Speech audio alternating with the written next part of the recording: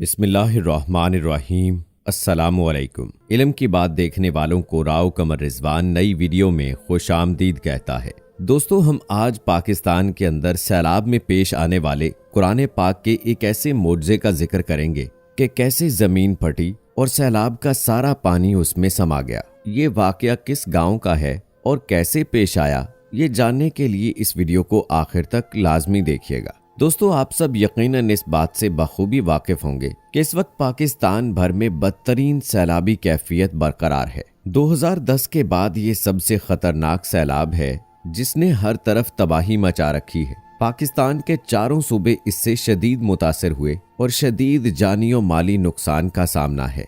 हुकूमती मशीनरी अपनी नाअहलियों की वजह से एक बार फिर से नाकाम हो चुकी है और पाकिस्तान की गरीब आवाम खुले आसमान के तले जिंदगी गुजारने पर मजबूर है। आदादो शुमार के मुताबिक सैलाब की तबाहकारियों की वजह से इस वक्त 4 करोड़ आवाम बेघर हो चुकी है, जिनका सब कुछ सैलाब की नजर हो गया है, जबकि लाखों कीमती जानें भी जाय हो गई हैं। मासूम बच्चे सैलाबी रेलों में बह गए और बस्तियों की बस्तियां पानी में डूब गईं। सैलाबी रेला जहां से गुजरता है पीछे तबाही की दास्तान छोड़ जाता है। मुखय्यर हजरात अपनी मदद आपके तहत सैलाब ज़दगान की मदद कर रहे हैं, जबकि हुकूमती सतह पर वो इक़दामात नहीं किए गए जो कि किए जाने चाहिए थे। ये सब एक तरफ, लेकिन यहाँ आपको एक ऐसे मोज़े का बताते हैं जिसने पूरी दुनिया को हैरान करके रख दिया। दोस्तों, आप ये जानते हैं कि सैलाबी पानी जिस शहर या गाँव में दाखिल हो रहा है वहाँ सिर्फ और सिर्फ तबाही देखने को मिल रही है, लेकिन अल्लाह ताला का कलाम कितना ताकतवर है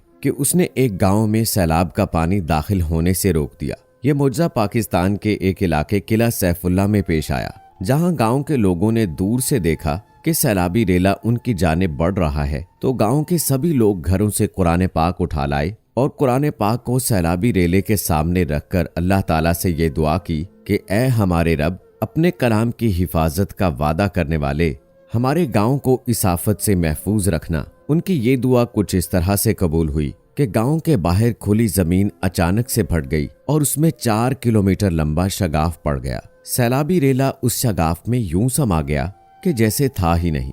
कुदरत के इस मौजज़े को देखकर गांव के तमाम लोगों ने सजदा शुक्र अदा किया कि उन पर से इतनी बड़ी मुसीबत टल गई है। दोस्तों, दुनिया भर के अफराद वक्तन फौक्तन कुदरती आफात, जलजला, सैलाब, तूफान और वबाई अमराज का शिकार होते रहते हैं। इस वक्त पाकिस्तान के अक्सर इलाके सैलाब से मुतासिर हैं।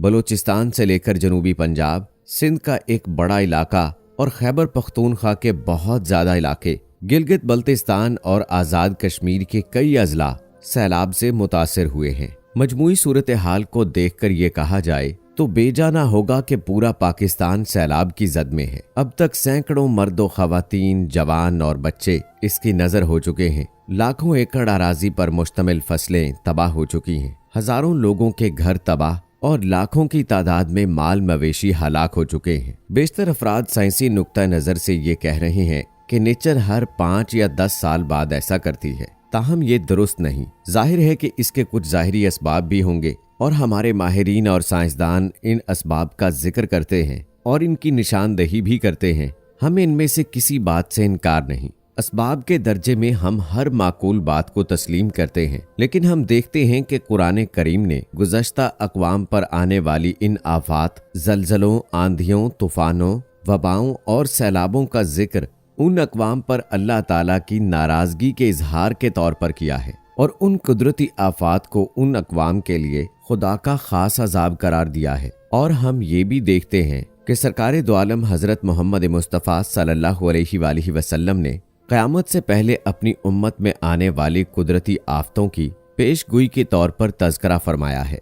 दोस्तों, इस कदर की आफात के वक़ू पज़ीर होने के बाद हमें क्या करना चाहिए? एक मुसलमान होने की हैसियत से क्या इसके सिर्फ साइंसी पहलू पर नजर रखनी चाहिए या इसके साथ साथ अपने आमाल की इस्लाह और अपने रब की तरफ रग़बत का मजीद इजहार और रजूए इलाही का एहतमाम करना चाहिए? ये बात ज़हन नशीन रहे कि ज़लज़ले, सैलाब और दीगर कुदरती आफात का वक़ू पज़ीर होना अल्लाह रब्बुल इज़्ज़त की तरफ से बंदों के आमाल पर इजहार नाराज़गी है। अल्लाह ताला बसा औकात दुनियावी जिंदगी में भी लोगों को अपने गैज़ो गज़ब के जरिए नेक आमाल की तरफ मतवज्जो और बुराइयों के अंजाम से मुतनब्बे करता रहता है। और लोग रुजूए इलाही की तरफ अपनी असल मंजिल को ना भूल जाएं। वो दुनिया में आकर दुनिया के ना हो जाएं, बल्कि अपने करीम रब को हमेशा याद रखें। जब अल्लाह रब्बुल इज़्ज़त इंसानों की नाफरमानियों और सरकशियों पर नजर करता है, जब वो लोगों में तलबिये दुनिया को ज्यादा और तलबिये खुदा को कम देखता है, जब इंसान जिंदगी के हर शोबे में जुल्म बगावत को इख्तियार कर लेता है, जब इंसानियत जालिम इंसानों का अल्लाह की बारगाह में शिकवा करती नजर आती है, जब इंसान अल्लाह की तरफ से ऐलान करदा हराम को खुद ही हलाल करने लगता है, जब इंसान अपने जुल्म को अदल और अपने गुनाह को नेकी समझने लगता है, जब अपनी नाफरमानी और सरकशी को अपनी दीनदारी और खूबी जानने लगता है, जब इंसान अपनी बदकिरदारी को अपनी बरतरी तस्वुर करने लगता है, जब मुआशरे का ताकतवर तबका कमजोरों का खून चूसना और ज़ईफ लोगों का माल हड़प करना अपना सवाब दीदी इख्तियार जानने लगता है, जब खैर की कदरें कमजोर और शर की इक़दार फरोग पाने लगती हैं, तब नेकी की बजाय गुनाह और इताअत की बजाय मासियत अपने साए दराज करने लगती है, और जब मुआशरे में इबादत और बंदगी को आर समझा जाने लगता है, तो अल्लाह का अजाब जलजले, सैलाब, वबाई अमराज और दीगर आफात की सूरत में जमीन पर नाजिल होने लगता है।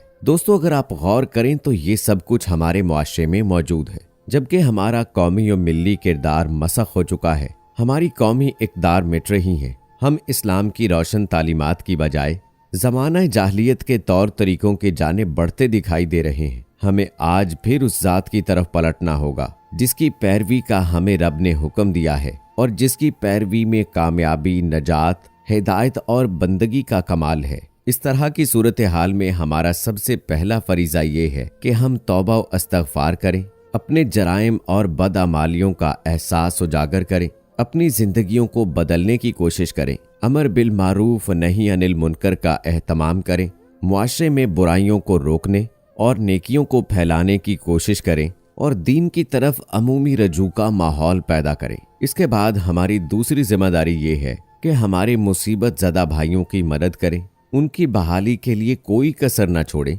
कि ये हमारी दीनी और कौमी जिम्मेदारी है और इसका अल्लाह ताला के यहाँ बहुत बड़ा अजर है।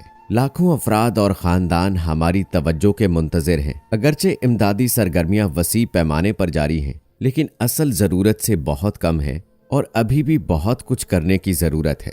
इसके लिए गैर मामूली मेहनत और कुर्बानी की ज़रूरत होगी। इसके साथ साथ इस सानहे में अल्लाह को प्यारे हो जाने वालों के लिए दुआए मग़फ़िरत का एहतमाम करना भी ज़रूरी है, चूँकि वो लोग अचानक और हादसाती मौत का शिकार हुए हैं। इस तरह से नबी करीम सल्लल्लाहु अलैहि वसल्लम के एक फरमान के मुताबिक वो शुहदा में शामिल हैं। उनके दर्जात की बुलंदी और मग़फ़िरत के लिए दुआ करना भी उनका हम पर हक है और हमें उन्हें अपनी दुआओं में याद रखना चाहिए। और दोस्तों, आखिर में अल्लाह ताला से दुआ करते हैं कि अल्लाह ताला हमें नेक राह पर चलने की तौफीक अता फरमाए और इस तरह की तमाम कुदरती आफात से अपनी हिफ्ज़ व अमान में रखे।